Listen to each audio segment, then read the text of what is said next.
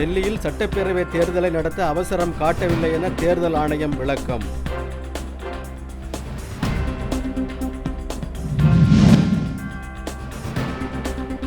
மக்கள் தொகை கணக்கெடுப்பின் போது சாதி குறித்த விவரங்களை சேகரிக்க நடுவண் அரசு திட்டமிட்டுள்ளதாக தகவல். தந்தை பெரியார் பிறந்த நாளையொட்டி சென்னையில் முதலமைச்சர் ஸ்டாலின் முன்னிலையில் அமைச்சர்கள், அதிகாரிகள் சமூக நீதி நாள் உறுதிமொழி ஏற்பு. குஜராத் மாநிலம் அகமதாபாத்தில் 2ஆம் கட்ட பெருநகர தொடர்வண்டி சேவையை தொடங்கி வைத்தார் பிரதமர் மோடி. கச்சா எண்ணெய் விலை வெகுவாக சரிந்த பிறகும் பெட்ரோல், டீசல் விலையை நடுவண் அரசு குறைக்காதது ஏன்? மல்லிகார்ஜுன கார்கே கேள்வி.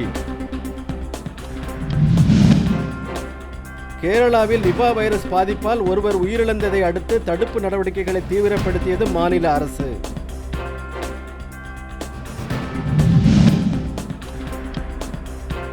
சென்னையில் வடகிழக்கு பருவமழையின் போது வெள்ளம் ஏற்பட்டால் மீட்புப் பணிகளில் ஈடுபட 10,000 பேருக்கு பயிற்சி. மாநகராட்சி நிர்வாகம் தகவல். திருச்சி மண்ணச்சநல்லூர் சுங்கச்சாவடியில் பணியில் இருந்த போக்குவரத்து காவலருடன் வாக்குவாதத்தில் ஈடுபட்ட கிரிஜா என்ற பெண் கைது.